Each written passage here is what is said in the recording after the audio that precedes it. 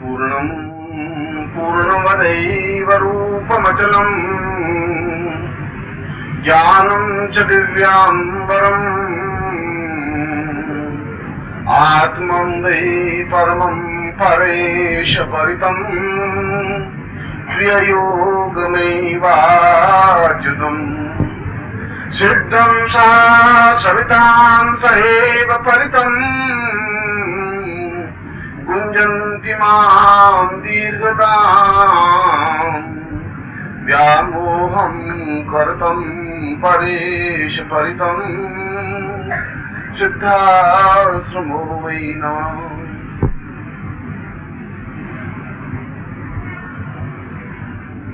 जीवन का एक ऐसा सौभाग्यदायक क्षण, जीवन का एक ऐसा समय जिसकी प्रतीक्षा देवता और मानव, ऋषि और गंधर्व सभी उस क्षण की प्रतीक्षा अपने जीवन में करते रहते हैं जब उन्हें अपने जीवन में उस विशिष्ट दीक्षा, जिसको क्रियायोग दीक्षा और जिसको सिद्धाश्रम दीक्षा कहा जाता है, वह दीक्षा उनके जीवन में प्राप्त हो और अपने ऊर्ध्वगामी प्रवृत्तियों से, ऊपर उठने वाली प्रवृत्तियों के माध्यम से वे सारे देश और संसार का नेतृत्व करते हुए, उनका मार्गदर्शन करते हुए, अपने पूर्वजों के पुण्य को काल के भाल पर लिखकर दुनिया को बताते हुए वे अपने जीवन के उस यश को प्राप्त करते हैं जो यश समस्त पूर्वजों के मुख को चमका देता है। ऐसे ही यश के आप भागी बने, मैं आपको आशीर्वाद देता हूं। वास्तव में ही मैंने पिछले 2-3 दिनों में क्रिया योग जैसे बहुत जटिल और अत्यंत ही संवेदनशील विषय को जितना भी सरलता से, आसानी सी भाषा से समझाने की कोशिश की गई, मैंने की। और मैंने आपको ये समझाया कि जीवन की 2 प्रवृत्तियां हैं, ऊर्ध्वगामी प्रवृत्तियां और अधोगामी प्रवृत्तियां। नाभि से नीचे की जितनी भी प्रवृत्तियां हैं वे सभी अधोगामी प्रवृत्तियां हैं, जिसके माध्यम से माया का निर्माण होता है। पुत्र होते हैं, पोते होते हैं, पत्नी, बंधु, बांधव, इन सबका संबंध नाभि से नीचे की प्रवृत्तियों का संचालन है। मगर नाभि से ऊपर के जितने भी चक्र हैं, नाभि से ऊपर जितनी भी प्रवृत्तियां हैं, उन प्रवृत्तियों को जागृत करना, उत्तेजित करना, उन प्रवृत्तियों को ऊपर उठाना, और जिसको ऊर्ध्वगामी प्रवृत्तियां कहते हैं, वे जीवन की पूर्णता की प्रतीक है। नाभि से नीचे की प्रवृत्तियां मृत्यु की ओर अग्रसर करती हैं, नाभि से ऊपर की ओर प्रवृत्तियां अमृत्यु की ओर अग्रसर करती हैं। नाभि से नीचे की प्रवृत्तियां आलोचना, अपयश, निंदा, प्रशंसा, मोह, व्यामोह, इन बाधाओं और इन विशेषताओं को जन्म देता है। और ऊर्ध्वगामी प्रवृत्तियां जीवन में पूर्णता देती है, सुख देता है, संतोष देता है और जीवन के उन आयामों को स्पर्श करने की क्रिया करता है जिसको गुंजरण कहा जाता है। जिस प्रकार से एक पुष्प को देख करके भ्रमर बराबर गुंजित करता रहता है, गुंजायमान होता रहता है, फूलता रहता है, गुनगुन करता रहता है। जिस प्रकार समुद्र की ओर जाती हुई नदियां बराबर गुंजन करती हुई बढ़ती ही जाती हैं, ठीक उसी प्रकार से व्यक्ति उस ऊर्ध्वगामी प्रवृत्तियों का गुंजन करते हुए उस सिद्धाश्रम की ओर अग्रसर होता है, जो कि जीवन की पूर्णता है, जो कि जीवन का आनंद है, जो कि जीवन का सत्य है।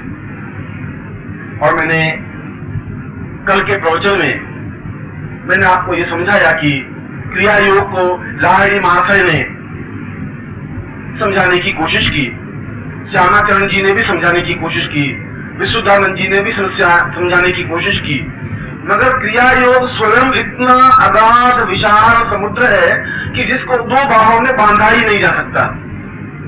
इसको समझने के लिए अपने आप को समुद्रवत बनाना ही पड़ता है। और मैंने ये समझाया कि किस प्रकार से व्यक्ति अपने जीवन में धारणा को स्थान दे और धारणा के बाद में गुंजरण क्रिया करते हुए, आज आपने शायद कल मैंने प्रवचन दिया था तो गुंजरण किया होगा, और यदि गुंजरण किया तो आपने केवल एक दिन गुंजरण किया है, और एक दिन गुंजरण से भी आपको एहसास हुआ होगा कि इससे एक मानसिक तृप्ति सी अनुभव होती है, एक ऐसा एहसास होता है कि कुछ है जो हमारे विजन में स्पष्ट नहीं है। और यदि इसी गुंजरण को यदि आप 10 दिन या 12 दिन या 15 दिन या 20 दिन करते हैं तो आप स्वयं अपने आप में इतना अधिक तृप्ति, इतना अधिक आनंद महसूस करते हैं। क्योंकि जीवन का आदमी सब कुछ प्रयत्न क्यों करता है, क्यों कमाता है, संतान पैदा क्यों करता है? इसलिए कि मुझे सुख मिले, इसलिए कि मुझे आनंद मिले, और उस सुख और उस आनंद की प्राप्ति के लिए अधोगामी प्रवृत्तियों की ओर बढ़ता जाता है। और जितना ही अधोगामी प्रवृत्तियों की ओर जितना ज्यादा बढ़ता है उतना ही वह दुख की ओर बढ़ता रहता है। संतान पैदा करना सुख का परिचायक हो सकता है, और संतान को 18 साल का बढ़ा देना बड़ा ही दुख का परिचायक है। आसान काम नहीं है, बहुत ही परेशानियां, दुख, कष्ट, और उसके बाद भी उससे अगर सुख मिले यह कोई जरूरी नहीं है। और यदि सुख मिल भी जाए तो सुख अपने आप में आनंद नहीं दे सकता। सुख बिल्कुल दूसरी चीज है, आनंद बिल्कुल दूसरी चीज है। ये पंखा चल रहा है तो मुझे सुख तो मिलता है, आनंद नहीं दे सकता। अगर मैं मेंटल टेंशन में हूं तो एसी लगा हुआ हो, एयर कंडीशन लगा हुआ हो, नौकर चाकर हो, ये सब कुछ बेकार है। पर सुख अपने आप में बहुत डिस्टर्ब है, बहुत मेंटली परेशान है, पर सुख क्या काम का? यदि आदमी बीमार है, सकते है, हार्ट का मरीज है, अगर उसको दिल का रोग लग गया है तो उसको चाहे महल हो चाहे मकान हो, कहां सुख देंगे? उसको आनंद नहीं दे सकते। आनंद की जो प्रवृत्ति है, सच्चिदानंद जो स्वरूप है जीवन का, जिसको सत्य, चित्त और आनंद कहते हैं, वो आनंद तो अपने जीवन की ऊर्ध्वगामी प्रवृत्तियों के माध्यम से ही बनता है। और इसीलिए मैंने कल बहुत आसान विधि से गुंजरण क्रिया के माध्यम से आप ध्यान की अवस्था में पहुंच सके। ध्यान जहां अपने आप को, अपना ज्ञान नहीं रहे, हम थॉटलेस माइंड बना सके, हम अपने आप में नहीं रह सके और पूरी तरह से अपने आप में डूब जाएं। बाइबल में एक स्थान पे ईसा ने कहा है कि जीवन की सफलता इस बात में है कि हम अपने आप में डूब जाएं, और तुम अपने आप में डूब करके समाप्त हो जाओ, यह जीवन की पूर्णता है। मगर जो ईसा ने कहा उसका बिल्कुल विपरीत उनके अनुयायियों ने किया। ईसा ने कहा तुम अपने आप में अंदर डूबो। उन्होंने बाहर प्रदर्शन करने में ही गौरव समझा। उन्होंने बनियान पहनी, टाई पहनी, कोट पहना, 3 पीस पहना, जैकेट पहनी, ऊपर लिपस्टिक लगाई, पोता, नीचे पैंट, उसके ऊपर और उसके ऊपर और, उतना ज्यादा उन्होंने कहा अंदर घुसो। उन्होंने बाहर इतना प्रदर्शन करना शुरू कर दिया। महावीर स्वामी ने कहा तुम क्या करो, उन बनियों ने उतना ही ज्यादा प्रदर्शन करना शुरू कर दिया। जो कहा उन्होंने उनके विपरीत ही चलते रहे। ये जीवन का क्षण है। और ठीक उसी प्रकार से कुरान में मोहम्मद साहब ने अपने लाइन में, आयत में उन्होंने बड़ी सुंदर व्याख्या की है। उन्होंने कहा एक जगह कि जिस प्रकार से आप जीवन में यदि आनंद लेना चाहते हैं तो तुम्हें भ्रमणों से सीखना चाहिए, तुम्हें समुद्र से सीखना चाहिए, तुम्हें नदी से सीखना चाहिए कि वह निरंतर गुंजरण करता हुआ अपने आप में मस्त सफर करता रहता है। ऐसा ही सफर करने से जीवन में आनंद मिलता है। और हमने अपने आप में गुंजरण करना छोड़ दिया, दूसरों को आलोचना करना शुरू कर दिया। ये पड़ोसी खराब है, ये ईरान भाग गई, वो लड़की बदचलन है, वो ऐसी है, मैं बहुत अच्छा। ये स्थितियां जीवन को, वे सभी पैगंबर, वे सभी ईसा मसीह और वे सभी सुकरात और वे सभी राम और वे सभी कृष्ण और वे सभी उपनिषद एक ही बात की और आपका ध्यान आकर्षित किया है। उन्होंने कहा है कि आप अंदर जितना ही अपने आप से बात करने की कला सीख लेंगे, अपने आप में डूब जाएंगे, उतना ही जीवन का आनंद मिल सकेगा। मैं सब आनंद कह रहा हूं, सुख नहीं कह रहा हूं। सुख आप ऐसा करके प्राप्त कर सकते हैं। सुख से पंखा लगा करके सुख आपको ऐसा लग रहा है सुख है, मगर जब पंखा आएगा तो बिजली का बिल आएगा, जब बिजली का बिल आएगा तो मीटर रॉन्ग चलता लग जाएगा, मीटर सीधा होगा तो फिर उसके लड़ाई झगड़े हो जाएंगे, बिजली वाला आपको बिल लगा देगा तो पंखे की जगह दूसरा पंखा लगाना पड़ेगा। उस सुख से आपको उन तृष्णाओं की ओर भागना पड़ेगा।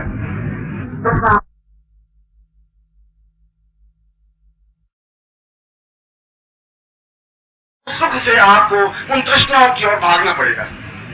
तृष्णा नाम नदी मनोरथ जला, तृष्णा तरंगा पुड़ा, राग ग्राहवती वितर्क विहेगा, धैर्य तु मदंसनी। इस जीवन का तो कोई अंत है ही नहीं, क्योंकि ये सुख जो कुछ दिखाई दे रहा है वह सुख है नहीं।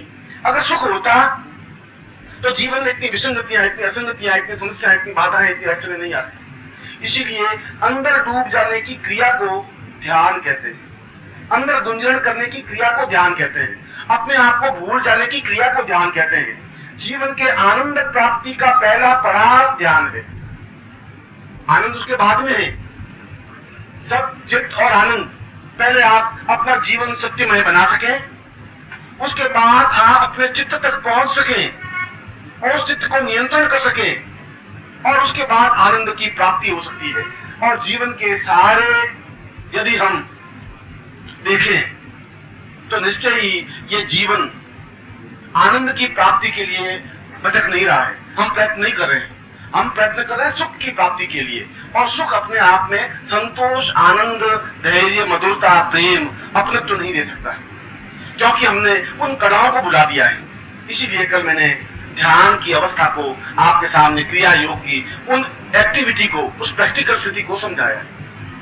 और ध्यान के बाद में तीसरी स्टेज होती है समाधि। समाधि के बारे में भर्तृहरि ने एक सुंदर श्लोक में समाधि को समझाया है। भर्तृहरि ने कहा है, चित्तम प्रदेव्रतवदाम परिपूर्ण रूपम, चित्तम कृपांत परिमेवहितम सदैवम, आत्मं पराम परमताम परमेव सिंधुम, सिद्धाश्रमोत्तवरितम समें समाधि। समाधि तो वह होती है जब हम बिल्कुल उन सुखों को अलग करके, क्योंकि सुख अपने आप में भोगवादी प्रवृत्ति के परिचायक हैं।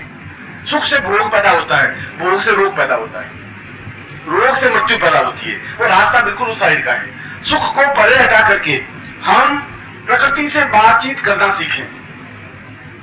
पुष्प को तोड़ करके उसमें कोट की जेब में टांगने की जरूरत नहीं है। उस कॉलम में टांगने की अपेक्षा उस पुष्प से बात करने की कला सीखें। पुष्प कितना सुंदर खिला हुआ है, पुष्प में कितना सुंदर चेहरा दिखाई दे रहा है, कितनी उसमें आंखें, कितनी प्रकृति, यह सब कुछ समझने की कोशिश करें।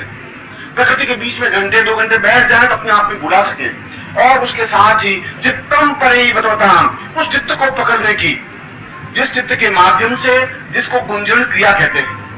चित्त और गुंजन क्रिया दोनों एक शब्द है। चित्त अपने आप में कोई अलग चीज नहीं है, गुंजन अपने आप में कोई अलग चीज नहीं है। जब आप गुंजन करते हैं तो चित्त अपने आप में प्रस्फुटित हो जाता है, और वह हृदय कमल जब प्रस्फुटित होता है अपने आप अमृत वर्षा होने लग जाती है।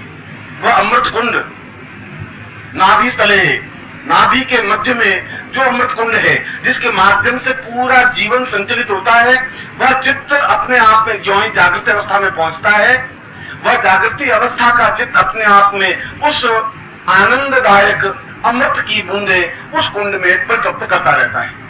और ज्यों ज्यों हम ध्यान की अवस्था के अंदर जाते रहते हैं, त्यों त्यों हम चित्त के निकट पहुंचते जाते हैं। मगर उस चित्त के निकट पहुंचने पर आपके सामने पूर्ण समाधि अवस्था में 3 अवस्थाएं प्राप्त होंगी, 3 स्टेजेस प्राप्त होंगी। पहली स्टेज, जब हम गुंजन क्रिया करें शंख के माध्यम से और श्रवण के माध्यम से, गुंजन क्रिया जितनी दूरी तक कर सके करें। जब सांस अंतिम क्षण तक काम करती रहे तब तक गुंजन क्रिया करते रहे। और गुंजन क्रिया 32 मिनट की गुंजन क्रिया कहलाती है। उच्च कोटि का योगी 32 मिनट तक सांस को नहीं तोड़ने देता। यह एक लिमिट है, एक अवधि है। हम अभी 1 मिनट या 2 मिनट गुंजन क्रिया कर सकते हैं, धीरे धीरे हमारी अवस्था होने बाद 3 मिनट की हो जाएगी, 4 मिनट की होगी, 5 मिनट की होगी। हम इस स्टेज को आगे बढ़े, ये क्रिया है। इसमें किसी 5 साल में बैठने की जरूरत नहीं है। हम सोहम की गुंजन के साथ में उस सारे शरीर को अपने आप में चार्ज करें। इंजन में क्या होता है, हवाई जहाज में, वायुयान में भी अंदर चार्ज करते हैं बहुत तेजी से, उस पंखे को बहुत तेजी से घुमाते हैं और पंखे को घुमाते हैं 1 सेकंड में 1440 बार, 1440 बार पंखा घूमता है 1 सेकंड में। और पंखा इतनी तेजी से घूमने लग जाता है कि हवाई जहाज थोड़ा सा आगे सरकते ही रनवे पर एकदम से ऊपर उठ जाता है, सैकड़ों यात्रियों को लेकर के और लोहे के इतने बड़े खंजर को लेकर के हवा में उड़ जाता है। और वह उड़ जाता है अंदर जो चक्र घूमने से जो ताकत पैदा होती है उस ताकत के सहारे। ये तो बिल्कुल विज्ञान की बात है, इसमें तो कोई नवीन बात नहीं है। इसको यदि वायुयान की किताबें पढ़ लें तभी वही बात बताएंगे जो मैं बता रहा हूं। मगर हमारा वजन तो शरीर का 80 किलो है, हजारों मन तो है ही नहीं। और यदि गुंजन क्रिया से अंदर बिल्कुल पूरा गुंजन कर दें, अंदर सारा शरीर चार्ज कर दें और अगर हम 1 सेकंड में 1440 बार उस गुंजन को कर दें तो हमारा शरीर आसानी से ऊपर उठ सकता है। इसमें तो नहीं सकता, सीधा कहता है। जब विज्ञान कह रहा है तो ज्ञान भी वही बात कह रहा है। उस ज्ञान में विज्ञान में डिफरेंस नहीं है। उस गुंजन को उसकी तेजी से साथ घुमाना पड़ेगा आपको। अगर उस हवाई जहाज के पंखे को हम 5 बार घुमाएं 1 सेकंड में, हवाई जहाज नहीं उड़ सकता। हवाई जहाज को अगर ऊंचा उठाना है तो उस स्पीड में पंखे को घुमाना पड़ेगा जिस पंखे से, जिस गुंजन से, जिस ताकत से, जिस फोर्स से हजारों मन वजन को ऊपर उठा दे। हजारों मन वजन में उठाने की बात कर ही नहीं रहा हूं मैं, तो केवल 80 किलो और 100 किलो वजन को उठाने की बात कर रहा हूं। और वह क्रिया आपके पास में है। उस क्रिया से, जिसको अधर्म आसन कहते हैं, शून्य आसन कहते हैं, जिसके माध्यम से योगी साधना के माध्यम से जमीन से ऊपर उठ करके साधना कर लेते हैं। जब भट्टरी ने साधना करनी चाहिए, सोहम साधना, तो गुरु ने कहा कि ऐसी जगह साधना करना जो अपने आप में पवित्र स्थान हो। और उसने पूरी पृथ्वी को देखा और पूरी पृथ्वी पर हजारों बार आबादियां बनी, हजारों बार आबादियां नष्ट हो गई। कई मोहनजोदड़ो बने, मोहनजोदड़ो जमीन में बंद हो गए। हड़प्पा बना, हड़प्पा शहर का शहर जमीन में दब गया। सैकड़ों मकान, सैकड़ों सभ्यता आई, जमीन में दब गई। और यदि देखा जाए तो जमीन का कोई हिस्सा ऐसा नहीं है जिस पर थूक नहीं गिरा हो, लार नहीं गिरी हो, रक्त नहीं गिरा हो। कौन सा स्थान पवित्र है जहां बैठ के सोहम साधना की जाए? भक्त ने कहा कि केवल एक ही स्थान है जहां जमीन से ऊपर उठ करके शून्य में ही साधना करने से सोहम साधना संपन्न हो सकती है। और गुरु को पूछा कि मुझे तो पृथ्वी पर कोई ऐसा स्थान दिखाई नहीं दे रहा है जहां पर किसी न किसी प्रकार की असंगति नहीं रही हो। तो उन्होंने इसी गुंजन क्रिया के माध्यम से जो मैंने श्लोक बताया, उस श्लोक में ठीक उसी प्रकार से अपने शरीर के अंदर उतनी हीट, उतनी विद्युत, उतनी ऊर्जा पैदा कर दी जाए गुंजन की क्रिया के माध्यम से। और वह गुंजन क्रिया 1440 बार गुंजन कैसे होगा? वह होगा 32 मिनट के गुंजन, अटूट 32 मिनट के गुंजन से। इसलिए मैंने बताया अभ्यास तो आपको करना है। अब पंखा अंदर कितना घुमा सके वो तो आपके हाथ में है, क्योंकि ये तो क्रिया ही होगी। मैं तो पंखा घुमा नहीं सकता आपको। मैं आपको बता रहा हूं कि आप अगर 1 मिनट चल सकते हैं, 2 मिनट भी चल सकते हैं, फिर 3 मिनट का अभ्यास हो सकता है, 4 मिनट का अभ्यास हो। आप करके तो देखें। और नहीं हो तो मैं जिम्मेवार हूं। उसके बाद आप खड़े होकर मेरी आलोचना कर सकते हैं, मुझे गाली दे सकते हैं, मुझे कुछ भी कर सकते हैं, फिर मैं आपके प्रति जिम्मेवार हूं। मगर आप करेंगे ही नहीं और खड़े होकर के उस आलोचना को कर देंगे। आलोचना करना बहुत बहादुरी, विशेषता की बात नहीं है, कायरता की बात है। हमने एक फैशन बना रखा है। हिंदू कह रहे थे, अरे हिंदू जो मैं कहूँ हिंदू, बड़े संकीर्ण हो, बड़े दकियानुसी हो, ये क्या इतने, ऐसा क्या है? और कॉमर्शलाइज कोई संस्था है और कॉमर्शलाइज है, ये कह देना एक फैशन बन गया है। अरे ये संस्था भी कॉमर्शलाइज है, ये संस्था भी कॉमर्शलाइज। कॉमर्शलाइज कहने का तुम अर्थ और चिंतन समझते हो? उसका अर्थ क्या होता है? यह अपने आप में उच्चता की पराकाष्ठा नहीं है, ऊर्ध्वगामी प्रवृत्ति नहीं है, यह अधोगामी प्रवृत्तियों के संकेत है। हम जो कुछ कहें दमखम के साथ कहें, पहले हम करें। और उसी श्लोक में उस गुंजन क्रिया को उतनी तेजी के साथ अंदर कर दें जिसके कि अंदर विद्युत पैदा हो सके, हीट पैदा हो सके। और यदि आपके इंजन में और वायुयान में जहां चार्ज होता है, अंदर हीट बनती है तेजी से, और जहां हीट स्टोरेज होती है, जिस हीट के स्टोरेज से, जिस विद्युत प्रवाह के स्टोरेज से वह उतने बड़े हवाई जहाज को ऊपर उठा देता है, यदि उसमें एक छेद कर दिया जाए और उस हीट को बाहर निकलने की जगह मिल जाए तो क्या वायुयान ऊपर उठ सकता है? नहीं उठ सकेगी, फट जाएगा। वायुयान एक छोटा सा छेद बहुत बड़े छेद को कन्वर्ट करके फट जाएगा। और आपके पूरे शरीर में 10 द्वार हैं जहां से विद्युत प्रवाह बाहर निकल जाता है। 10 द्वारे का 10 द्वार नहीं, 10 द्वारे का पिंजरा।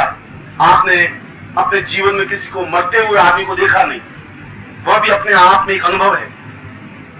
आदमी जब मरता है तो व्यक्ति की मृत्यु और अंदर के जो प्राण है वो 10 द्वार में से किसी एक द्वार में से बाहर निकल करके ही मृत्यु होती है। और वे 10 द्वार हैं, 2 आंखें हैं, 2 नाक के नसने हैं, 2 कान हैं, एक मुंह है, एक गुदा है, एक लिंग है। ये 10 द्वार। इन 10 द्वारों से अंदर की सारी विद्युत बाहर निकलती है। ये विद्युत बाहर निकल रही है, मैं तुमको देख रहा हूं आंखों के माध्यम से। ये विद्युत है कि मैं आपकी बात को सुन रहा हूं। ये विद्युत अंदर हीट है कि मैं बोल रहा हूं। अंदर से बाहर निकलने की क्रिया विद्युत का विपरीतीकरण है। मगर मैंने कहा कि उस चार्ज को एकत्र करने के लिए विद्युत बाहर नहीं निकले। नॉर्मल वे में तो निकलेगी क्योंकि द्वार तो खुले। भगवान ने ऊपर ढक्कन दिए नहीं, यहां सारे ढक्कन देने चाहिए थे, वो दिए नहीं भगवान ने, क्योंकि ढक्कन देते ही मर जाएगा आदमी। क्योंकि व्यक्ति सामान्य रूप से अधोगामी है ही। इसीलिए उस गुंजरण क्रिया के जब 8 मिनट का अभ्यास हो जाए, सामान्य गुंजरण, तो 8 मिनट के बाद में उन 10 द्वारों को बंद करके गुंजरण क्रिया की जाए। यह इसका दूसरा स्टेज है। जब 10 द्वार बंद कर दें और 10 द्वार बंद करके फिर जो गुंजरण आप करेंगे वह हीट बाहर निकल नहीं सकती, वह हीट अंदर रहेगी ही। और अगर अंदर विद्युत चार्ज हो रहा है, अंदर इलेक्ट्रिसिटी बन रही है, कोई भी चीज को 2 चीजों को घिसेंगे तो विद्युत तो बनेगी। यदि दोनों हथेलियों को आप जोरों से घिसे तो आप घिस करके देखें, एकदम से आप गर्म हो जाएंगे, लाल हो जाएंगे। आप 2 सेकंड के बाद हथेलियों को घिस नहीं सकते। आप ट्राई करके देख लें, जो तेजी से घिसेंगे कि एकदम से जलने लग जाएंगे। जब भी 2 चीजों का घर्षण होगा तब भी उसमें से विद्युत प्रवाह तो होगी ही। और अंदर जो ही आप उस गुंजरण क्रिया के माध्यम से अंदर जितना घर्षण करेंगे, जितनी तेजी से घर्षण करेंगे, वो विद्युत प्रवाह पैदा तो होगा ही। क्योंकि विद्युत है हीट, गर्मी। उस हीट को बाहर रोकने के लिए, बाहर जाने से रोकने के लिए उन 10 द्वारों को बंद करने की क्रिया अपने आप में चैतन्य क्रिया कहलाती है। यह समाधि अवस्था का प्रारंभिक बिंदु है।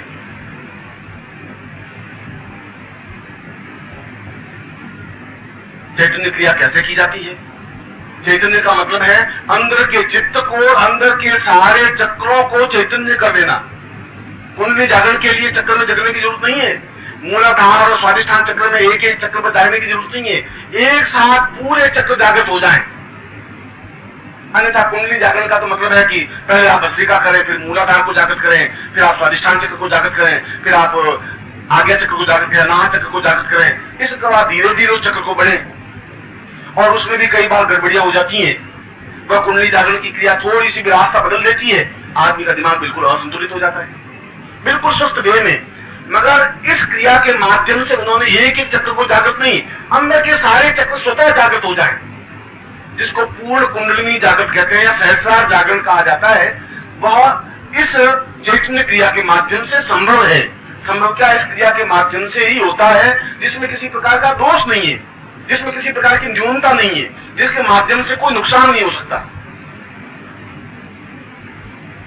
इन 10 द्वारों को बंद करके यदि गुंजरण करें, गुंजरण क्रिया मैंने आपको कल समझाई, आज आपने सुबह की। प्रारंभ में तो अ आई लिखेंगे तो स्लेट पर ही लिखना पड़ेगा अ आई। जब आप 5वीं 7वीं में आएंगे तब आपको स्लेट ले देंगे, उसके बाद में कॉपी देंगे, उसके बाद में बहुत अच्छे अक्षरों से लिख सकते हैं। अभ्यास तो शुरू में तो वैसे ही करना पड़ेगा। तो गुंजरण जो क्रिया आपने की वह 1 मिनट की, 2 मिनट की, 3 मिनट की करें। जब आप घड़ी में देख लें कि मैं 8 मिनट की क्रिया करने गया हूं, उसके बाद में आप 10 द्वारों को बंद करके गुंजरण क्रिया करें। और 10 द्वारों को बंद करने की क्रिया है, मेरे 2 पैर हैं, बायां पैर मैं आपको प्रैक्टिकल करके समझा रहा हूं, आप बस देख लें। मैंने आपको बताया था कि 10 द्वारों में 2 आंखें हैं, 2 नाक के थपने हैं, 2 कान के पर्दे हैं, एक मुंह है, एक गुदा है, एक लिंग है। इन 10 द्वारों को बंद करने के लिए बाई एडी, लेफ्ट पैर, बायां पैर, बाएं पैर की एडी को गुदा द्वार पर रख दे, उस एडी के ऊपर बैठ जाए। ये तो बैठे, अब उसमें तो कोई लंबी, आप देख लें, उससे वह द्वार पूर्णतः बंद रहेगा ही। और दाहिना पैर, जो राइट पैर है, वह लिंग स्थान पर, पूज स्थान पर रख दे। ये उसकी बैठने की सीधी क्रिया है। और इस क्रिया में व्यक्ति 10 घंटे बैठे तो थक नहीं सकता। सुखासन में या पद्मासन में थक जाता है, इसमें थक ही नहीं सकता। उसके बाद में 2 अंगूठे हैं, 2 अंगूठे से दोनों कान के, पहले आप देखिए सर, दोनों कान के पर्दे बंद कर दें, दोनों तर्जनी उंगलियों से दोनों आंखें बंद कर दें। इन दोनों उंगलियों के माध्यम से दोनों मुंह के द्वार को बंद कर दें। तो ये दोनों कान, ये दोनों आंखें, दोनों नुकुन हैं अपने आप में। अंगूठों के माध्यम से कान, तर्जनी के माध्यम से आंखें, मध्यमा के माध्यम से दोनों नुकुने, और पीछे जो उंगलियां बच गई उनके माध्यम से पूरे होठों को पकड़ ले। ये कान, ये आंखें, ये नाक।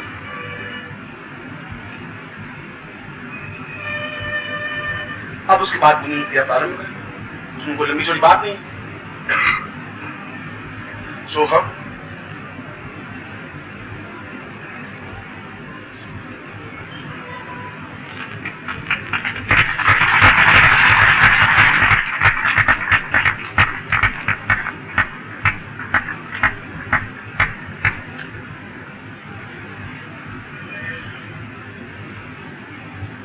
ये मैंने सोहम क्रिया 1 सेकंड या 2 सेकंड या 5 सेकंड या 10 सेकंड की। आप 1 मिनट तक सिर्फ करके देख लें तो आपको खुद को ये एहसास हो जाएगा, मैं आपको बिल्कुल ठीक कह रहा हूं, कि 1 मिनट या 1.5 मिनट का गुंजरण आपके इस आसन से नीचे से स्केल निकाल देगा। आप आसन से 1, 2 सूत, 5 सूत ऊपर होंगे गारंटी के साथ। ये देखिए,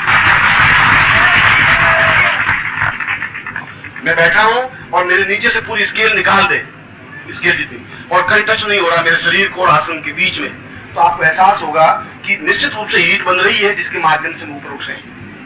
केवल 1 मिनट और 1.5 मिनट के अभ्यास से ही, क्योंकि सारा शरीर एकदम से लाल सुर्ख हो जाता है, और आप करेंगे तो आपको मालूम पड़ेगा कि शरीर तो ऊपर उछलने की ओर है। एकदम से ऐसा लगता है शरीर ऊपर उठ जाएगा, उछल जाएगा, मैं शरीर को काबू में रखूंगा कि नहीं रखूंगा, ऐसी स्टेज में ये शरीर आने लग जाता है। ऐसी स्टेज में जब 1.5-2 मिनट या 3 मिनट या 4 मिनट का जब गुंजरण क्रिया होती है 10 द्वार बंद करके, और यह 8 मिनट की गुंजरण क्रिया 10 द्वार बंद करके क्रिया को ही समाधि कहते हैं।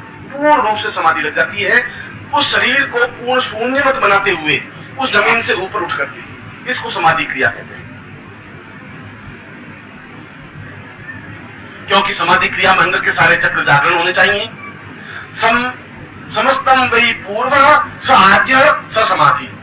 हम अंदर के सारे चक्रों को जागृत करते हुए पूर्णतः अंदर जागृत रहें, मगर बाहर से बिल्कुल सुप्त हो जाएं, बाहर की कोई स्थिति हमारे ऊपर हावी नहीं रहे, ऐसी स्थिति को समाधि कहते हैं। अब आप प्रश्न करेंगे कि अगर ये समाधि है तो फिर हमारा शरीर ऊपर उठता ही रहेगा। शरीर ऊपर उठने की क्रिया, जहां ऊपर मैं उठने की क्रिया कहता हूं, वह जमीन से 1 फुट या 2 फुट या 3 फुट या 4 फुट, इसको जमीन से ऊपर उठने की क्रिया कहते हैं। यह द्वार बंद करने के बाद 16 मिनट के अभ्यास से जमीन से ऊपर आसन लग सकता है। 16 मिनट, मैंने तो अभी 4-5 सेकंड ही किया था। और जहां आदमी 4 फुट ऊपर उठ सकता है, वो 40 फुट ऊपर उठ सकता है, या 40 फुट उठ सकता है, वो 1 मील भी ऊपर उठ सकता है। और जितना ही गुंजन वापस कम करेंगे उतना ही वापस नीचे आ जाएगा। 1440 बार पंखा घूमेगा हवाई जहाज का तो ऊपर उठ जाएगा, 1000 बार घूमेगा तो थोड़ा नीचे आएगा, फिर 800 बार घूमेगा तो और नीचे आएगा, और बिल्कुल जमीन को, रनवे को टच करते समय उसका केवल 200 बार पंखा घूमता है तो टच करने लग जाता है। जितना ही पंखा कम घूमेगा उतना ही बाहर नीचे होता है, टच हो जाएगा। आपकी गुंजन क्रिया जितनी तेजी के साथ है उतनी आप ऊपर बढ़ जाएंगे, जितना कम करेंगे उतने अंदर आ जाएंगे। आप कहेंगे कि क्या समाधि में पूरा ज्ञान रहता है कि अब मैं कम करूं या ज्यादा करूं? और मैंने आपको कहा कि समाधि का तात्पर्य है अंदर की सारी चेतना जागृत रहती है, बाहर से आप कट ऑफ होते हैं, अंदर सारी क्रियाकलाप, सारी एक्टिविटी आपको ध्यान है, मैं कहाँ कर रहा हूँ, क्या कर रहा हूँ, किसको देख रहा हूँ, कौन मेरे सामने है, मैं किस जगह हूँ, क्या स्टेज है। अंदर तो पूरी जागृति, रोशनी, एक प्रकाश बिखर जाता है। और ऐसा प्रकाश जब अंदर बिखरता है तब वह चेहरे के ऊपर भी दिखाई देने लग जाता है। जैसे अपने भगवान राम और श्री कृष्ण के चारों तरफ एक वर्तुल, एक प्रकाश की रेखा गोल देखी होगी, जहां भी महापुरुष होते हैं, जो भी देवता होते हैं, ऊपर अर्धचंद्राकार प्रकाश की रेखा बनी हुई होती है। वह प्रकाश की रेखा उन लोगों की बन सकती है और प्रकाश की रेखा आप लोगों के अंदर भी बन सकती है, क्योंकि आप स्वयं ब्रह्म है। राम ब्रह्म थे, कृष्ण ब्रह्म थे, तो आप भी ब्रह्म है, डिफरेंस कुछ नहीं है। तो अंदर का सारा हीट, अंदर का जो आनंद है, वो आनंद जब शरीर के ऊपर से बाहर बिखरने लग जाता है तो सामने वाला देखते ही एकदम से थक सा रह जाता है। इतना तेजस्वी चेहरा, इतनी टिप टिप करती आंखें, क्या चेहरा है, क्या प्रकाश है, जरूर कोई बहुत बड़ा आदमी। यह अंदर के आनंद का प्रस्फुटन है, सुख का नहीं, आनंद का। यह आनंद प्राप्त करने की क्रिया है। और ऐसा अंदर वर्तुल का आकार के घूमने की क्रिया, जिसको समाधि कहते हैं, अंदर तो सारा चैतन्य रहता ही है, उस चैतन्यता में उसको ऑक्सीजन की जरूरत नहीं होती। मेढक को यदि आप 6 महीने तक बंद कर दें तो मेढक सर्दियों में बिल्कुल बंद हो जाते हैं और 6 महीनों बाद वापस निकलते हैं। सर्दियों में आप देखें तो बिल्कुल बंद हो जाते हैं, ऊपर ढक्कन आ जाता है, ऑक्सीजन लेते ही नहीं, बिना ऑक्सीजन के भी जिंदा रहते हैं। मनुष्य भी अंदर जितनी आपकी ऑक्सीजन स्टोरेज है समाधि लेने से पहले, वह अपने आप में 500 वर्ष तक व्यक्ति को जिंदा रखने के लिए पर्याप्त है। 500 वर्ष तक। ये तो ऑक्सीजन बार बार क्यों लेनी पड़ती है, बार बार आपको एक्टिविटी करनी पड़ती है। आप देख रहे हैं, हाथ हिला रहे हैं, पांव हिला रहे हैं, बोल रहे हैं, वह शक्ति खर्च होती जा रही है, फिर ऑक्सीजन को प्राप्त करने की जरूरत है। बाहर की जब शक्ति खर्च होगी नहीं, अंदर जितनी आपकी ऑक्सीजन है वह आपको जीवंत बनाए रखने के लिए पर्याप्त है। इसलिए समाधि 2 दिन की भी ली जा सकती है, 2 वर्ष की भी ली जा सकती है, 500 वर्ष की भी समाधि ली जाती है। और समाधि अवस्था को अमृत्यु कहा गया है। आप मृत्यु से आगे कितना जोड़ना है, आपकी जिंदगी 70 साल की है, और जितनी आपने समाधि लगाई उसी रेशियो में, जो मैंने आपको 24 मिनट का रेशियो दिया था, उसी हिसाब से आप घंटों में अपना जीवन जोड़ते जाए। समाधि तो कितने ही वर्षों तक की हो सकती है, और जितने वर्षों तक की समाधि है उससे कई गुना ज्यादा आयु अपने आप में प्राप्त हो सकती है।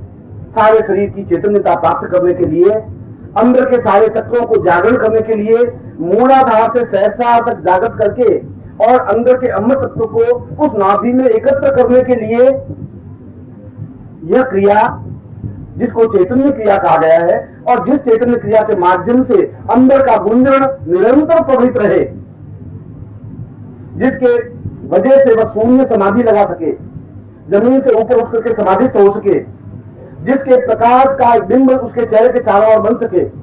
अंदर जब एकदम से विद्युत प्रवाह होगा तो हर समय वो मस्त और आनंद में रहेगा, एक चेहरे से मस्ती झलकेगी।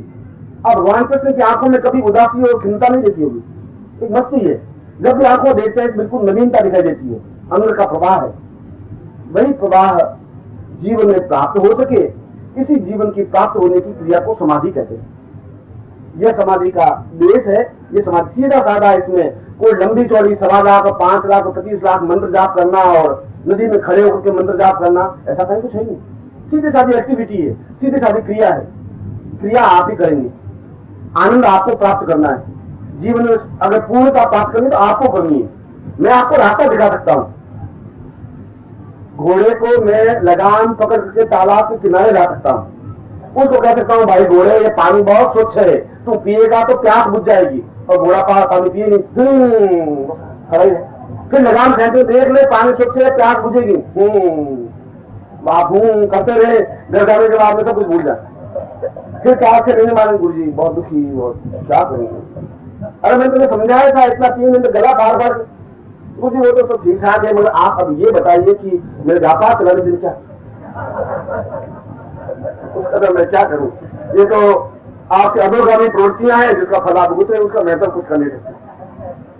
मैं तो आपको ऊर्ध्वगामी प्रवृत्तियों की ओर बढ़ा सकता हूं, और ये ऊर्ध्वगामी प्रवृत्तियों की ओर बढ़ाने की जो क्रिया है, यह अपने आप में जो लाहिड़ी का क्रिया योग है, क्रिया योग तो अपने आप में एक है। इसको मैंने आपको सरल भाषा में, और मैंने तो आपको यहां तक चैलेंज के साथ बात कही है कि 10 द्वारों को पूर्ण रूप से बंद करके केवल 1 मिनट और 1.5 मिनट तक का अभ्यास करें और उसके बाद बहुत बुद्धिजीवी व्यक्ति उसको कहे कि मेरे उस जमीन से आसन से क्या मैं ऊपर उठाऊं और कितना उठाऊं।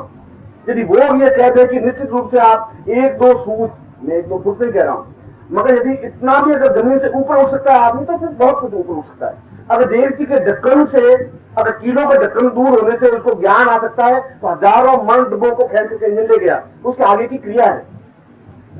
जब राइट बंधु ने छोटा सा हवाई जहाज बनाने की क्रिया की, वो 2 फुट चल करके उड़ गया, गिर गया, तो उसने हजारों मील उड़ाने की क्रिया कर दी। यदि आप 1 सूत ऊपर उठ जाएंगे तो हजारों मील ऊपर उठ सकते हैं। इसमें कोई लंबी चौड़ी बात नहीं है, यह सीधा क्रिया योग है। यही अपने आप में क्रिया योग की पूर्णता सिद्धाश्रम प्राप्ति का चरण है। इसी को सिद्धाश्रम साधना कहते हैं। ये जीवन की पूर्णता है।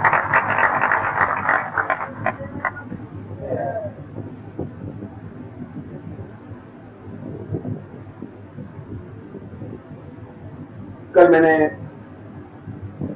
उस उच्च कोटि की दीक्षा, जिसको सिद्धाश्रम दीक्षा कहते हैं, जिसको क्रिया योग दीक्षा कहते हैं, यदि आपने लाहिड़ी महाशय का ग्रंथ पढ़ा हो, क्योंकि श्यामाचरण लाहिड़ी का ग्रंथ आपको कभी मौका मिले तो आप पढ़ें, उन्होंने क्रिया योग के बारे में लिखा है और उन्होंने प्रारंभ के 64 पेज इस बात को लिखे हैं कि मुझे क्रिया योग की दीक्षा लेने के लिए कितना भटकना पड़ा, कितना दुख देखना पड़ा, कितनी परेशानियां हुई, किस प्रकार से मेरी परीक्षा ली गई, उस गुरु ने मुझे कितना अधिक संतापित किया, कितना ठोक बजा करके देखा, तब उन्होंने मुझे दीक्षा के योग्य पात्र समझा और उसके लिए उन्होंने इतना अधिक परिश्रम किया। और इतना अधिक परिश्रम करने की वजह से श्यामाचरण के बेटे रहे कि नहीं रहे, मगर श्यामाचरण का नाम आपको और मुझको ज्ञात है, उस मां आनंदमयी का नाम आपको और मुझको ज्ञात है, उस भगवान कृष्ण के बेटों के नाम तो ज्ञात है नहीं, मगर उनके नाम तो हमें ज्ञात है। आपके बेटों की वजह से आप प्रसिद्धि प्राप्त नहीं कर सकते, आप अपने पिता की वजह से भी प्रसिद्धि प्राप्त नहीं कर सकते। वो बहुत अधम कोटि के व्यक्तित्व होते हैं जो अपने पिता के नाम की वजह से या पुत्र के नाम की वजह से प्रशंसा प्राप्त करते हैं, वे अधम कहलाते हैं। उत्तम कोटि के व्यक्ति वे होते हैं जो अपने नाम से दुनिया में छा जाते हैं, वे उत्तम कोटि के व्यक्ति होते हैं। आप खुद, आपके सामने कई रास्ते हैं। अब आप जीवन के 40 वर्ष की अवस्था में तो आ गए और 40 वर्ष की अवस्था के बाद में 20-25 साल अगर आप अधोगामी प्रवृत्तियों में चलेंगे तो आप किसी भी हालत में बिरला तो बन नहीं सकते, आप टाटा भी आप बन नहीं सकते। और जिस प्रकार से मेरे लूनी गांव में एक व्यक्ति थे, उनके 19 संतान जिंदा हैं आज भी, पूरे 24 हुए, उसमें 5 मर गए, 19 जिंदा हैं। जब भी वो आती 19 पूरे के पूरे उसके पीछे आते। आप उस स्टेज पर नहीं पहुंच सकते, आप नहीं पहुंच सकते। उन सारे क्षेत्रों में तो नाम कमा नहीं सकते, खुद के नाम से प्रशंसा प्राप्त अब नहीं कर सकते। अब ये रास्ते बिल्कुल अछूते हैं, इन रास्तों पर बहुत कम लोग चल सके। इन रास्तों पर चल करके आप पूरे देश में अपना नाम कमा सकते हैं, हजारों लोगों का कल्याण कर सकते हैं, अपना स्वयं का मार्गदर्शन कर सकते हैं। और मैंने कल फिर आपको कहा था कि 24 घंटों में से केवल ये आधा घंटा जो मैं बता रहा हूं ये करेंगे तो ये गुरु सेवा ही होगी, आधा घंटा से। और इतना तो गुरु दक्षिणा लेने का मेरा हक है।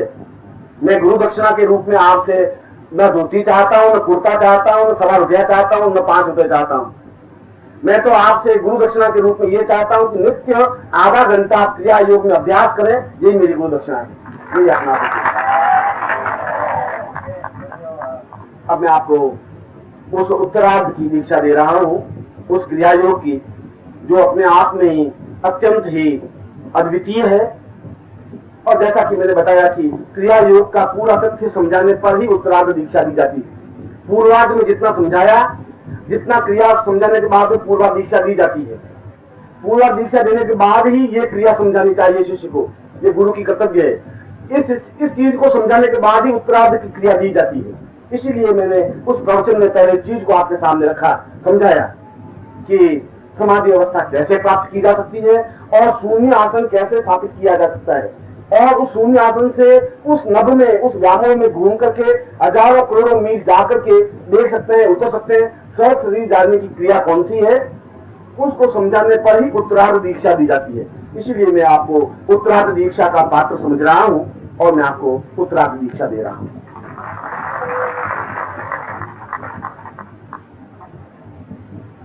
कल आपको यज्ञोपवीत धारण मैंने करवा दिया था। अब सबसे पहले आप सीधे बैठे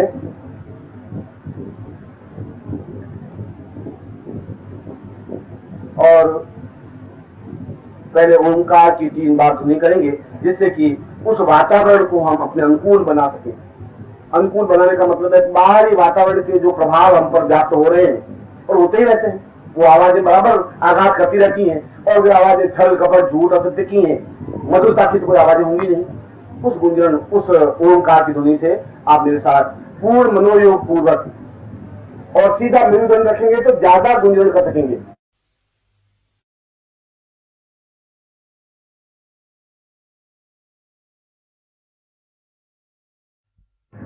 और सीधा मेरुदंड रखेंगे तो ज्यादा गुंजन कर सकेंगे। जितना झुके हुए होंगे आपकी आवाज उतनी जल्दी टूट जाएगी। सीधा बैठे, वक्षस्थल शेर की तरह निकला हुआ हो, आप सीधे बैठे हुए हो, इस प्रकार से आप हरि ओम।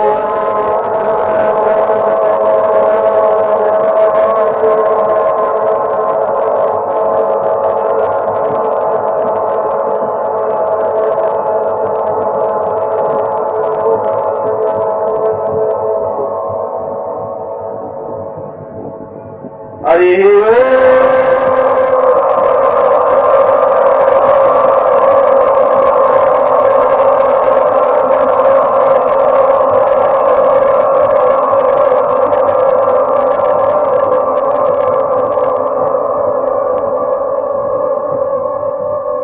हरि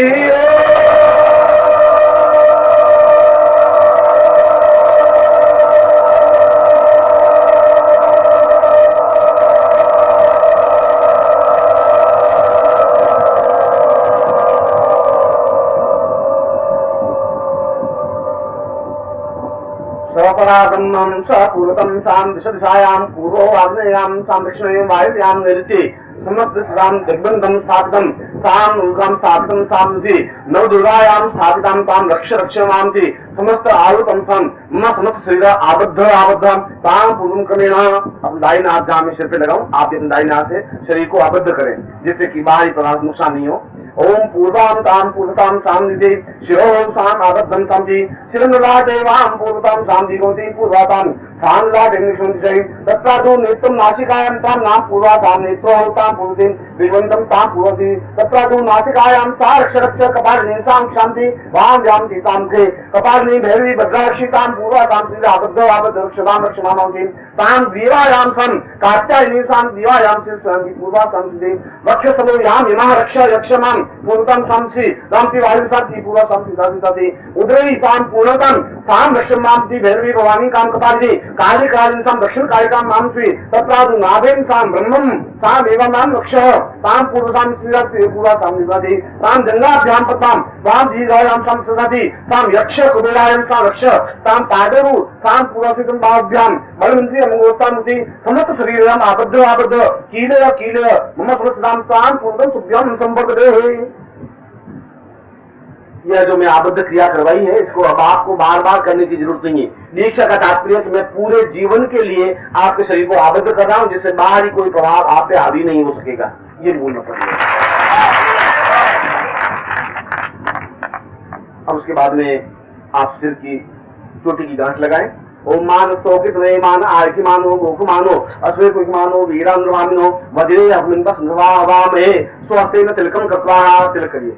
नमो श्रुताय सहस्रमूर्तये सहस्रपादाक्षरोरुभावे सहस्रनाम्ने पुरुषाय शाश्वते सहस्रकोटि उदाहरणे नमः। अस्मिन् गन्धान् पान्तु पठेन दीक्षामाप्नोति दीक्षयाप्नोति दक्षिणां शुद्धमाप्नोति शुद्धयां सत्यमाप्यते तत्रादुवां पुति दिग्बन्धं तुभ्यं शब्दे। बाप के सामने जो यंत्र है दीक्षा यंत्र, उस दीक्षा यंत्र को जल से स्नान कराएं। ओम वरुष्योतम मनसि वारुणसिकम मदनी सौ वरुष्य यथसदन्यसि वरुष्य यथसदनमसि वरुष्य यथसदन महासीदा मनुस्नानां समर्पयामि स्नानान्ते पयदि गदस्नानं मधुस्नानं सक्रास्नानं समर्पयामि पंचमस्नानं समर्पयामि तत्रादु उसको पोंछ लीजिए। शुद्धवाद शुद्धवादो मणिवादस्तासिना श्वेता श्वेताक्षुरुण से रुद्राय पशुपते कर्णां जावा ममतां धूमः तत्रादु उसको 7 बिंदियां लगाइए। भूलोकम स्थापयामि मा भुवर्लोकम स्थापयामि मा स्वलोकम स्थापयामि मा महालोकम स्थापयामि मा जनलोकम स्थापयामि मा सत्यलोकम स्थापयामि मा सप्तलोकान्तिं त्वयं सम्पदेत् साधु कुङ्कुमेन अक्षतं समर्पयामि ओम अक्षं नमेन दद्यामधुकर अस्तो खतस्वभानो विप्रान् निष्ठयामि अक्षं समर्पयामि पुष्पं धूपं दीपं च नैवेद्यं ताम्बूलं प्रदक्षिणां समर्पयामि। अब जो बैज आपके पास में उस बैज को आप अपने कपड़े पर लगा दीजिए या माला में बांध दीजिए, या नहीं तो यज्ञों पर बांध दीजिए।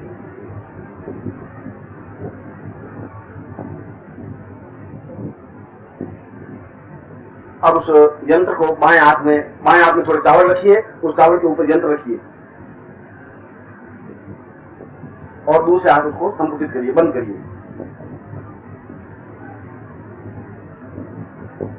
सत्या योगेन दीक्षायाम तंत्रार्धं तामां दी पूर्वासां दी एवानांतां पूर्वासां कल्याणं मां पूर्वासां दीर्घायुष्मां चिरंदां दी पूर्वासां दीक्षायाम तीर्थ साक्षिणे मां तीर्थै जल साक्षिणे वन साक्षिणे नो साम पूर्तम बड़ा कात्यायनी भैरवी भद्राक्षी कपालिनी दुर्गा क्षमा स्वाधात्री स्वाहा सुधा नमस्ते पद्मा दुर्गा श्री सची मेधां सावित्री विजया जया देवसेना सुधा स्वाहा मातरो लोकमात्र गति पुष्टि तातुष्टि आत्मना कुलदेवतां साम पूर्तम आवायामि स्थापयामि तत्पदादि मम पृथ्वीराम वायुव्य रूपेण साम सूक्ष्म शरीरेण स्वदेह शरीरेण साम पूर्वकम समस्त नवमंडलम विचेतम साम ब्रह्मांडम विचेता चंद्रलोक भुवालोक भूलोक जनलोक तपलोक सत्यलोकम सप्तलोकान विचरन्ति साम पूर्वकम स मनोइच्छां पूर्वकम स इच्छा मृत्यु प्राप्ता निमित्तम स दीर्घायुष्यां प्राप्तं सिद्धार्थं प्राप्ति निमित्तायां स गुरु शास्त्रे निखिलेश्वरानंति माम अमुक गोत्रो पुण्योहम नाम अमु शिष्योहम, अपना नाम बोलिए। ताम गुरु साक्षी गुरु का नाम लीजिए। ताम निखिलेश्वरनंति नाम श्रीमादिताम पूर्वताम दीर्घा ममा आत्म प्राण चक्षु श्रोत्र घ्राण जिह्वा देह रोम प्रतिरोम त्वाम चरणे समर्पयामि त्वाम आज्ञां परिपालय त्वाम चित्ते मम चित्ते त्वं देह मम देह त्वं प्राण मम प्राण त्वाम शिष्य गुरु एकत्वं ताम पूर्ण तपस्या प्राप्ता निमित्तं मम दुर्गिर्ष अकाल वस्ती भ्रांति रोग जोगाश्री रोग शोक दुख धातु निवारणार्थम सर्व कष्ट पीड़ा निवारणार्थम सासुख सौभाग्य धन धान्य सिद्धांत फलतानितम ताम भौतिक उन्नति ताम आध्यात्मिक उन्नति प्राप्तम क्रिया योगोन्नति ताम स्वाम पूर्तम अमुक गोत्र पुण्योहम ताम अमुक शर्माहम ताम पूर्णत्व प्राप्त निमित्तम सब सिद्धार्थम ताम तुभ्यम संपदे। अब इसको खोल करके इसके ऊपर वापिस बिंदी लगाइए और वो लगा कुमकुम लेकर अपने लाल से लगाइए। उसके बाद इसको आप नीचे स्थापन कर लीजिए।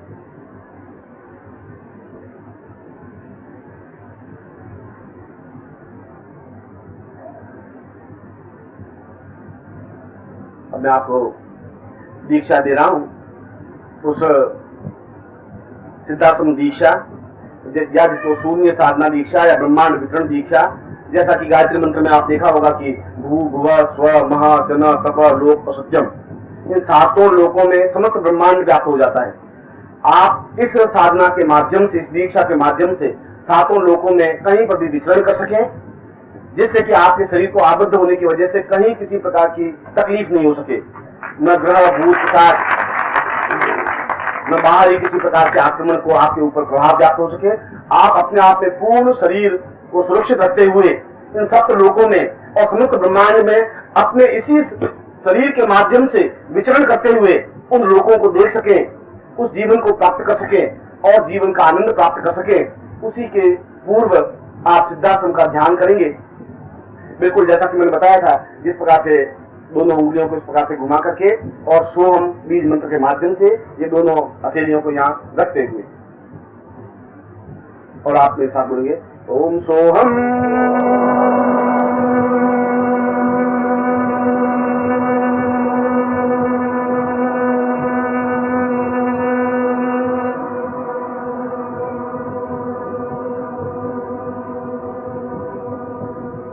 आपकी आंखें बिल्कुल बंद रहे और आप इस सोहम का उच्चारण करेंगे। सोहम।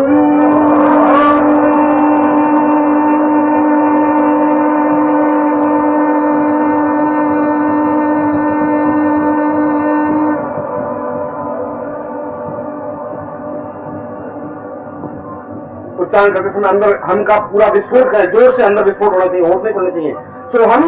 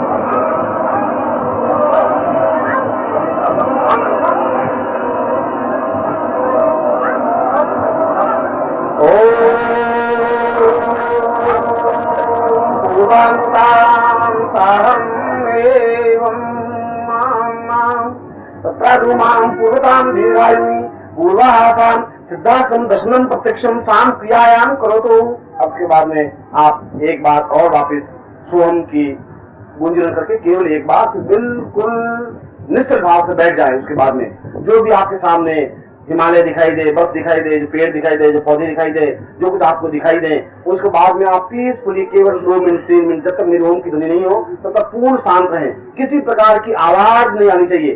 पहले आप सोम की ध्वनि जितनी भी गुंजन कर सकें एक बार केवल करेंगे और बिल्कुल शांति से बैठ जाए, जहाँ हिले नहीं, शरीर भी आपका फिरकम नहीं करे। ओम सोहम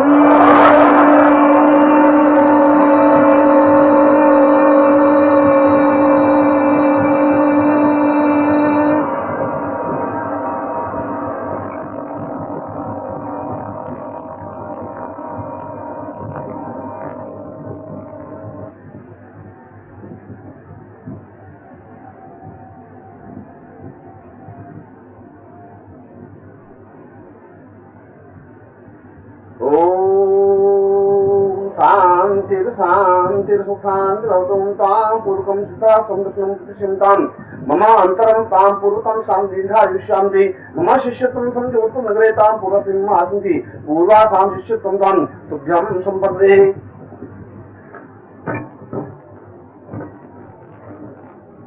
अब उसके बाद में दीक्षा क्रम में आप सभी मेरी तरफ देखेंगे, जितनी भी दूर से आपको दिखाई दे सके आपकी आंखें खुली रहे, मगर इस बात का ध्यान रखें कि आंखों की पलकें झपके नहीं।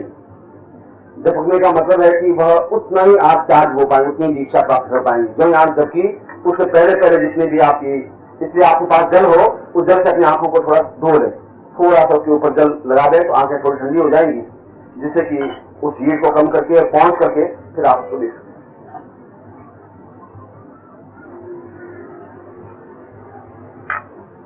सीधे बैठ जाएंगे आप और पहले मैं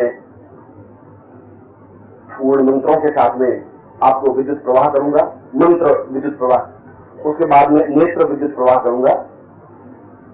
पहले मंत्र विद्युत प्रवाह, जिससे कि आप मंत्र से आपूरित हो सके क्रिया योग मंत्रों के माध्यम से।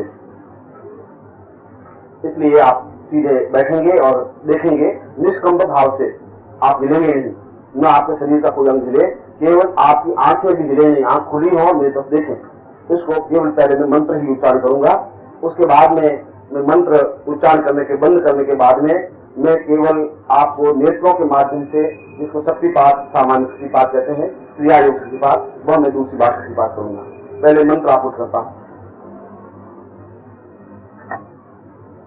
ओम दीर्घायाम पूर्वासा सदाम सदीर्घा एवं दाम पूर्वासा सदाम स पूर्वासां कल्याणमं ति पूर्वासा पूर्वासां श्री भगवन्ति आम इंद्रिं पूर्वासां श्री पूर्वासां दीर्घायुष्यति सा दीर्घासां क्रिमाणायां पूर्वासां दीर्घायुष्यति दाम दिवासा कल्याणं पुंडां दीर्घायुष्यति दाम देवो वा सवितां सर्वनिंदां पूर्वतां एवानंदै पूर्वासां कल्याणं मां पूर्वतां दिवांति एवानंतं पूर्वासां दीर्घायुष्यति मार्गे दाम देवो वा सत्यंतांति सां सत्स्वरूपेण मां पूर्वासां दीर्घायुष्यान्ति पूर्वासां सरूपेण श्रीखेत्वो नीत्वां वायुदेवो वा सवितां तातश्रेष्ठमाय कम्मनापिया युगलेन्द्राय भागं पदन्यस मामाव कनिष्ठवान् गतगो सद्रुवासिं गोपतोष्या तमेवान से प्रभुपाहि सामेवानां पूर्वासां कल्याणं मां पूर्वासां दीर्घायुष्यतां यमानायं तापि दीर्घायुष्यतां विवेकं तां पूर्वतं विवेकं शान्ति दीर्घायुष्यतां पूर्वतं क्रीडान्ति अपान्तां पूर्वां दीर्घायुष्यमां क्रीडान्ति दीर्घायुष्यतां पुति दीर्घाय वान्तिदा दीर्घायुष्यमां सेवति कल्याणं कल्याणं कल्याणमति पूर्वं दीर्घायुष्यमां क्रीडान्ति दीर्घाति एवं दीर्घा एवं तां पूर्वतं दीर्घायुष्यमां दां देवं सं दीर्घति पावति पूर्वासां दीर्घा एवं ति पूर्वतं कल्याणं कल्याणं अपसुतुंगताय कल्याणं काय सुंति यत्रा दीर्घ कथा सेवति कातं दाप्ति एवं साधि काय काय रूपिणी चामुंडाम तो राजी से गाली तो से दाब दाब होतुं दाब दिवाली वो आदेश कान से को काली देवी शाम से सुने मंगाली हम ओंकार रूप में जनवानी दाम देवी भक्ति भगवत एकांत की शाम पूरा शांति जान एवं मान पूरा पिलान कम के पास उनका जान सावे दिला विपत्ति में गिरान दिवस सबती एकाल दे पूरा सब कल्याण करी पूर्वा शाम सदी का जिना गिरान दिवा शाम दीर्घा या दिवस दीर्घाती दीर्घा विषय मान गिरान दिवस कल्याण कल्याण जावा तुम तपे का तुम खुदे नाम पुरुषम शिष्यत्वम शाम युवान के बाद दीर्घा क्रिया योग पूरा सात यायन का सुने साधना बिंबक मुकाम की भूलों के साथ भूला लोग मांगती कल्याण करती काचा नहीं होती वीरभद्राक्षी कंकाली चांदी चंडाती साथी लक्ष्मी कालिके एवं बलरामकृष्ण साथी काम धूम्राक्षी धीमती धूमावती ता एवं स्मृति चामुंडम स्मृति पूरा श्रीराम सिंहाके साथ छिन्नमता याम पूरा विरोधी समस्त श्रीराम आबद्धम सा किलगरम से पूर्ण श्रीराम मम शिष्यतम सर्वत्र समस्त श्रीराम आबद्धम किले किले करते थोड़ा दीपम जागृत जागृत साथ चैतन्यम साथ पूर्व मूलाधार को साथ स्थान को से आज्ञा प्रसाद चक्रे शाम चक्रम तापयामी ताम उदम तुभ्यम संभवे। अब मैं आपको नेत्र दीक्षा प्रदान कर रहा हूं और नेत्र दीक्षा में आप केवल मेरी तरफ देखेंगे। नेत्र दीक्षा में आप अपने शरीर को कसे हुए नहीं रखेंगे और आपकी आंखें बिल्कुल मेरी तरफ खुली हुई रहे और पलक नहीं झपके, क्योंकि आपने ताटक का अभ्यास किया होगा तो ताटक में 32 मिनट का ताटक होता है जिसमें पलक झपकती नहीं है। इसी प्रकार से आप जब मैं ओम की ध्वनि करूंगा, जहां मैं ओम की ध्वनि समाप्त करूंगा, आप ओम की ध्वनि नहीं करनी है। मैं जब ओम की ध्वनि समाप्त करूंगा वहीं से वह क्रिया योग की दीक्षा प्रारंभ हो जाएगी और दूसरी बार जब मैं ओम की ध्वनि करूंगा वह समाप्ति कर क्रिया होगी। अब इस बीच में आप कितना प्राप्त कर सकते हैं यह आपके ऊपर निर्भर है कि आपकी नेत्र कितने मेरी तरफ जागृत है। मेरी तरफ का मतलब है मेरी आंखों की तरफ और मेरे शरीर की तरफ हो, वह आपको बिल्कुल देखते रहने की क्रिया है। सीधे रह जाएंगे।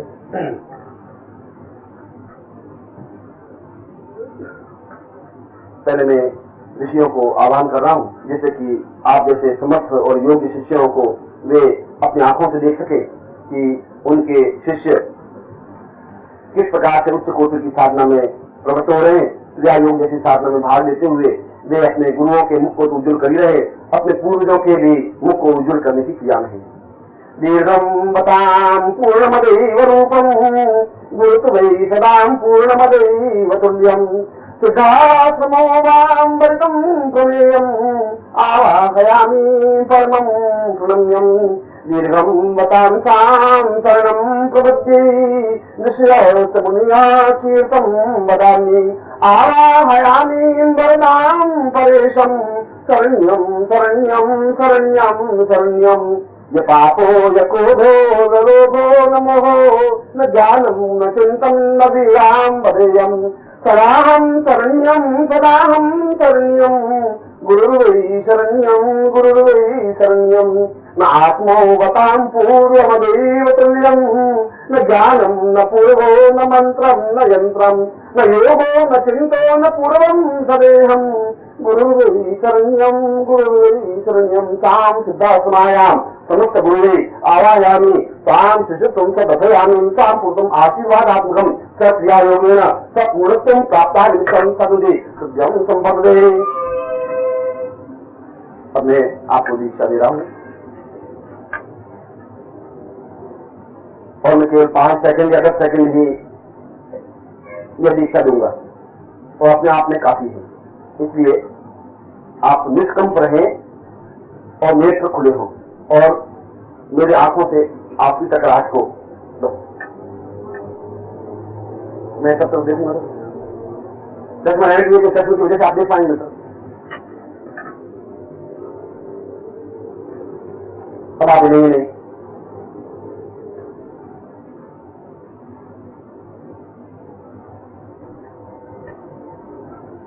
जैसा कि मैंने बताया कि पहले मैं ओम की ध्वनि करूंगा, ओम की ध्वनि समाप्त होते ही यह क्रिया प्रारंभ होगी।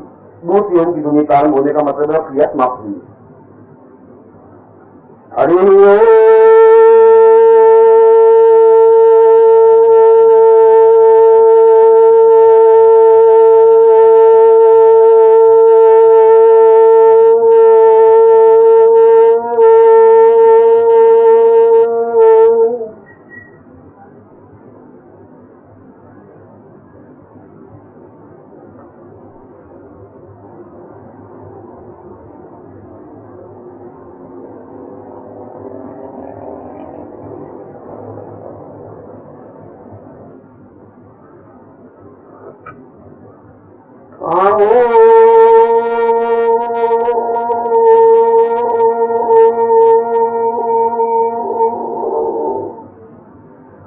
समस्त शिष्याणां ताम् आवायामि तां पूर्वकं संक्रियायोगं सा दीक्षाम प्राप्योति समस्त नृत्य समझे समस्त प्रेम जागृयामी साम प्रोटे सा दीप्त सा एव साम पूर्वम सा एवायाम दीशांति मनुष्य शुद्धम साम गुरुत्वम सा बुद्धिम साप्ति सिद्धा संदीशाम ताम पूर्वम शांति एवायामी माम पूर्वम शांति दीर्घायुषि मार्गे धाम पूर्वा धाम पूर्वा दीर्घायुषि एवं माम पूर्वा का कल्याण माम देवते कृष्ण मासी भारत मंत्री मंत्रम बा पूर्वा दीर्घायुषि मार्गे धाम निवास कल्याण नतनम क्रियेण सब दीर्घ आयाम ताम आगत निसे ताम दीर्घ ताम पूर्वा दीर्घायुषि मार्गे धाम दीर्घायाम पूर्वा दीर्घायुषि मार्गे धाम पूर्वा धाम आयाम ति पूर्वा कल्याण दारी जाया सुरमरेता से प्रधान महापूर्वा दीर्घायुषि मार्गे ताम पूर्वा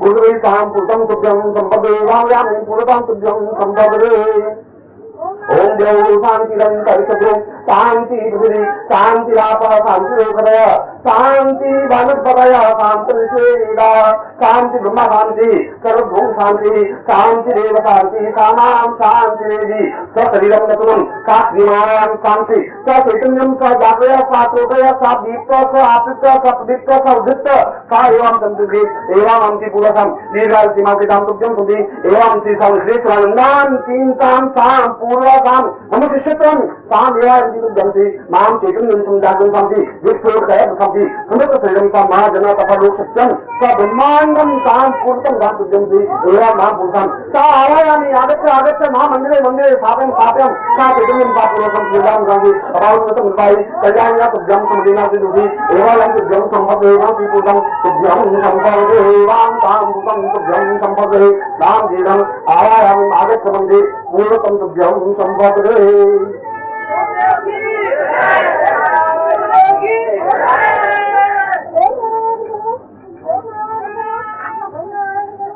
महत्वपूर्ण दीक्षा प्राप्त करने के बाद हमें आशीर्वाद मिलते और पूर्ण विगलित कंठ से आंखों में आंसू भर करके गले में बिल्कुल विगलित लेकर के हम अपने आप को उनके चरणों में समर्पित करते हुए उनसे प्रणाम करें कि वे आपके जीवन को ऊर्ध्वगामी बनाए और आपके जीवन को पूर्ण यशस्वी श्रेष्ठ दें।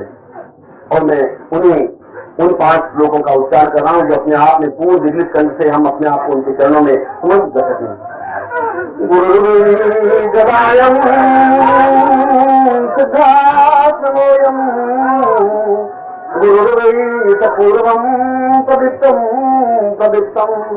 आरम्भे पूर्ववदेव रूपम् शरण्यं न देवो न पूर्वो न पुण्यो न दीर्घो तमेवामदेयं तमेवा शरण्यं गुरोरूपमूर्तम् असुरविगर्तं गरुडं न मंत्रो न तंत्रो न योगो न पूर्वा चरणाम मदेयम स्वायम। हम तो बहुत ही दीन है, हमें कुछ भी ज्ञान नहीं है, हम तो आपके चरणों में समर्पित हैं, केवल एक समर्पित क्रिया जानते हैं। तो दीर्घो बताम पूर्व मदेव तुल्यम शरण्यम अनाथो दरिद्रो जरारो दयुक्तो महाक्षीण दीना सदा जाड्य रगता विपत्ति पवित्र सदा हम भजामि गुरुत्वम नाथो सतीमान पूर्वो महान पूर्वदीनम गुरुदेव आवाहयामी बुझाने रदाम पूर्वा। मैं दोनों बुझाएं उठा करके आपको आह्वान कर रहा हूँ मुझे, आप आएंगे। देवो सदाम पूर्व मदेव रूपम ज्ञानम मदाम परिपूर्ण रूपम अश्रुर्वताम पूर्ण मदेव तुल्यम गुरुर्वै न भूलो न पूर्वो न ज्ञानो न पूर्वो। आप जाए नहीं, अगर आप चले जाएंगे गुरुदेव तो कुछ नहीं रह पाएगा। केवल आपके चरणों का एक सवाल है कि मैं अपने जीवन को आपको दोनों आवासों में समेट रहा हूँ। निर्भवतां पूर्णमदेव पूर्णं ज्ञानं स्वरूपं मदनामधेयम् गुरुर्वै गुरुर्वै गुरुर्वै गुरुर्वै सदा भजामि सदा। आप मेरे सीने में बैठे, मेरे बच्चे सभी बैठे, मेरे पास कुछ देने के लिए नहीं है, मेरे पास तो आंसू देने के लिए है, और मैं आंसुओं के माध्यम से अपने उन मोतियों की लड़ी आपको पिरो रहा हूँ। आप हमारे हृदय में स्थापित हो, आप है तो जीवन है, प्राण है, चेतना है, आपके बिना जीवन का कोई अस्तित्व नहीं है। ज्ञानम वदामि परिपूर्णं अनाथो दरिद्रो महारूप दीनो गुरुर्वै गुरुर्वै गुरुर्वै। आपको एक बार जब मैं नहीं देखता हूँ तो जीवन व्याकुल होने लग जाता है। आपके बिना जीवन का कोई अर्थ नहीं है, जीवन की कोई अर्थ नहीं है, कोई चिंतन नहीं है, मुझे कुछ चाहिए नहीं, मुझे केवल गुरु चाहिए, गुरु के अलावा कुछ नहीं चाहिए। मैं केवल प्राण चाहता हूँ, मैं केवल गुरु चाहता हूँ, मैं केवल जीवन चाहता हूँ। सदाम सदाम सदाम सदाम सदाम पूर्ण रूपम सदाम पूर्ण रूपम अदम पूर्ण रूपम सदामेव रूपम गुरुत्वै शरण्यम गुरुत्वै शरण्यम। योग आपका योग मुझे एकदम से ऐसा आप नहीं कर पाते। मेरे हृदय में स्थापित होने के बाद आप जा नहीं सकते। मेरी आंखों में आंसू है, मेरे हृदय में गद्दर चलता है। मैं केवल आपका हूँ गुरुदेव, मैं केवल आपका हूँ, आपका अलावा जीवन का कोई अर्थ नहीं है। द्वातां पुरै पूर्वमदैव सिंहम् आवं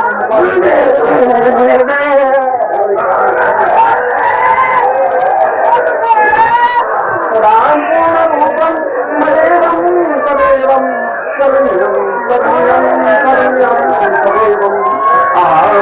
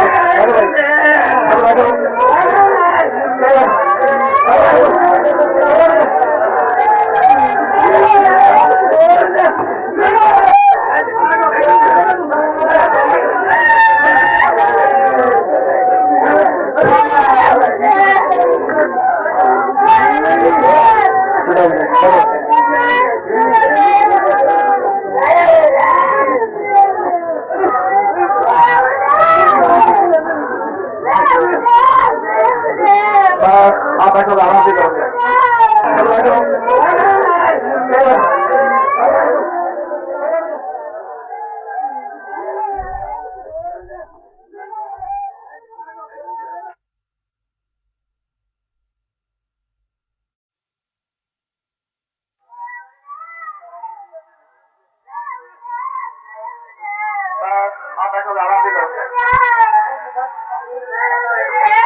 और मैं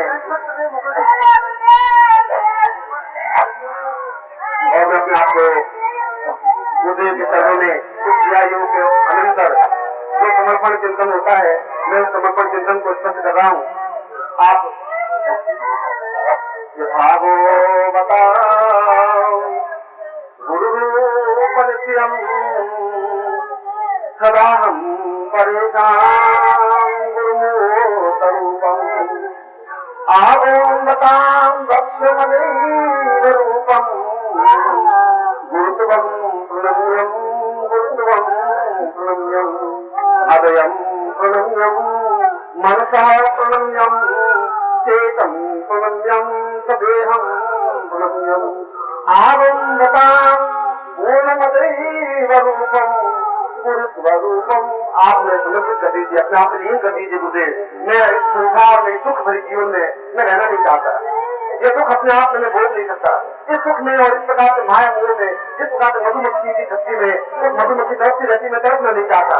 मैं जीवन में आपके चरणों में अपने आप को लीन करना चाहता हूँ।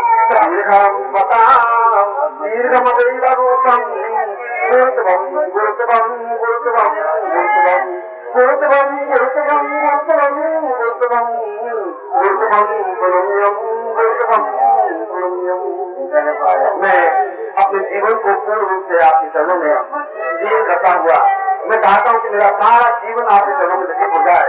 मेरे मन पर आपका अधिकार हो, मेरे शरीर पर आपका अधिकार हो, मेरी चेतना पर आपका अधिकार हो, और मैं अंत में उस समर्पण भावना को व्यक्त करता हूँ समस्त योगियों के प्रति। मदेव तुभ्यं चरणं प्रणम्यं सदेहं प्रणम्यं आत्मं प्रणम्यं मनसः प्रणम्यं मम देवरूपं स्वात्मं प्रणम्यं। मैं सभी दृष्टियों से मैं बिल्कुल अनारी अनजान हूँ, मैं आपके चरणों का केवल आकांक्षी हूँ। आप हमें उससे उच्च कोटि के साधना पर प्रकृत करें, जिससे कि मेरे जीवन की उन सारे चीजों को आनंद को प्राप्त कर सकूं जिनसे हम वंचित रह गए हैं। ऐसा आनंद मुझे आपके चरणों में व्यतीत हो सकता है। जब ग्रहण की बात की जाती है, जब विष्णु की बात की जाती है, जब अलग होने की बात की जाती है, तो ऐसा लगता है कि जैसा कलेजा फट जाएगा, और मैं सोचता हूँ कि उससे मर जाना ज्यादा अच्छा है। मतलब उस विष्णु को जीव को मैं सहन नहीं कर सकता। मैं उससे अलग रह करके जैसे मछली तड़प के मर जाती है, मैं उस मछली से गया देता हूँ। मैं आपको आशीर्वाद देता हूँ कि आपके जीवन में मेरे समस्या का अंत मिले, आपको सुख मिले, आपको आनंद मिले, आपको जीवन में पूर्णता मिले, आपको संतोष मिले। मैं आपको एक बात सुना आशीर्वाद दे रहा हूँ।